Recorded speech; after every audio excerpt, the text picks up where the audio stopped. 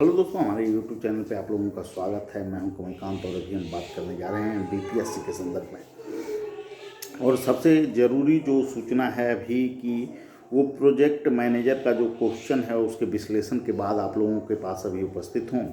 उसमें मैंने देखा है कि जो क्वेश्चन हैं वो लॉ के क्वेश्चन से मेल खाते हैं। जीएस के क्वेश्चन ऐसा बीपीएससी बताई थी कि उसके सिलेबस के अनुरूप रहेगी, लेकिन वहाँ पर विकल्पों की संख्या घटा दी गई है।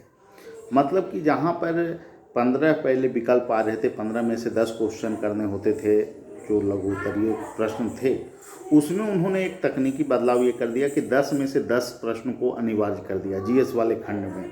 तो इससे एक आकलन ये भी आ रहा है कि आगे बीपीएससी में जो बदलाव होंगे, खास करके जो बदलाव आपको जो ये बदलाव ऑडिटर एग्ज़ाम में भी आपको देखने को मिल सकता है, डबल एओ एग्ज़ाम में भी देखने को मिल सकता है, या फिर आगे आने वाले सीडीपीओ में या 67वीं बीपीएससी में ये बदलाव आप लोगों को देखने को मिल सकता है कि मुख्य परीक्षा में जीएस वाले में ऑप्शन जो होते थे, जैसे हिस्ट्री में 6 में से आपको लिखने होते हैं 3 क्वेश्चन, तो वहाँ पर कमी देखने को मिल सकती है। कोई आश्चर्यजनक बात यहाँ पे नहीं होगा। और इसके पीछे जो सबसे बड़ा कारण हम लोग मान रहे हैं कि वो प्रिंट जो होता है, वो प्रिंट जो आयोग जो निर्णय ली है, चेयरमैन सर का जो निर्णय है कि प्रिंट अब सेंटर पे ही होगा। मुख्य परीक्षा के प्रश्न जो होंगे सेंटर पे प्रिंट होंगे।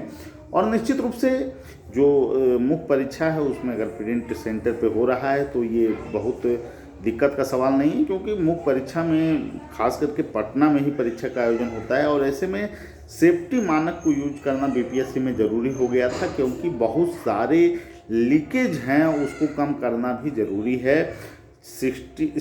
6ठा जेपीएससी में जो छात्रों का जो कहना था कि क्वेश्चन बहुत दिनों तक कार्यालय के अंदर रहा, जिसके कारण जो है कि बहुत सारे लोगों को प्रश्न मिल भी गया मुख्य परीक्षा का, और बीपीएससी में भी ऐसे आरोप लगते रहे हैं। तो निश्चित रूप से बीपीएससी में जो सुधार का ये प्रयास है कि तुरंत क्वेश्चन की छपाई हो सेंटर पे, खास करके मुख्य परीक्षा में। पीटी परीक्षा में ये संभव नहीं है, इसका हम लोग विरोध किए थे। उसके बाद चेयरमैन सर ने भी बोला कि पीटी में इसे व्यवहार में लाना संभव नहीं है, लेकिन मुख्य परीक्षा में निश्चित रूप से जो प्रिंट कराने वाला प्रोसेस है उसका हम लोग स्वागत कर रहे हैं। और जो चीज़ें हैं उसके अनुरूप हमें जो लग रहा है, जो प्रश्न की प्रवृत्ति को मैंने देखा, उसमें आप लोग तैयार रहिए कि प्रश्न को जो है कि सीमित किया जा सकता है। उसकी संख्या जो पहले रहती थी कि भी आपके पास ऑप्शन रहते थे, उस ऑप्शन को कम किया जा सकता है।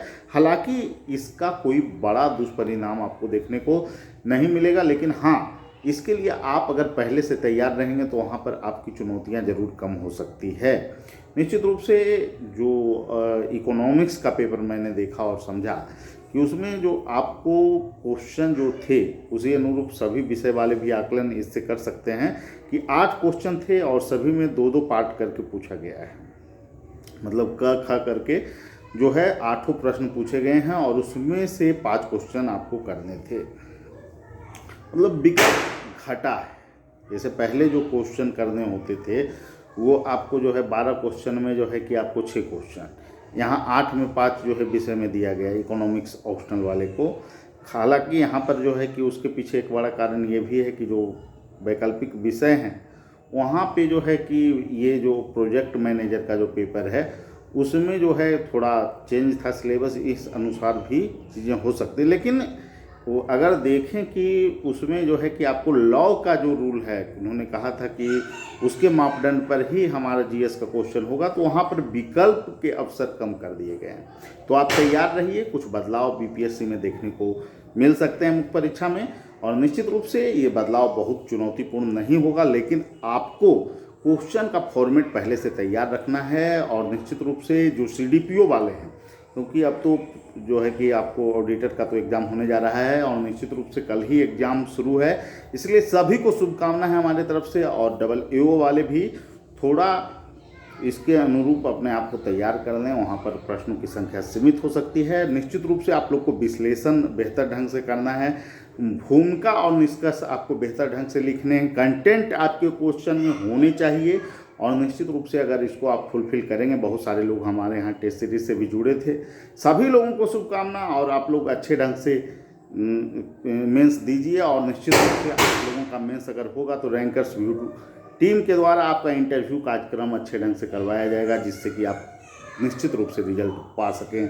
और सभी को एक ही बात कहूँगा दोस्तों, अभी जो है जो परेशान हैं आप लोग कि समय कम मिला, ये मिला, तो डबल एओ वाले की बात तो है, मांग जायज़ है, लेकिन प्रोजेक्ट ये जो ऑडिटर वाले हैं या फिर सीडीपीओ वाले हैं तो उनके लिए पर्याप्त समय था।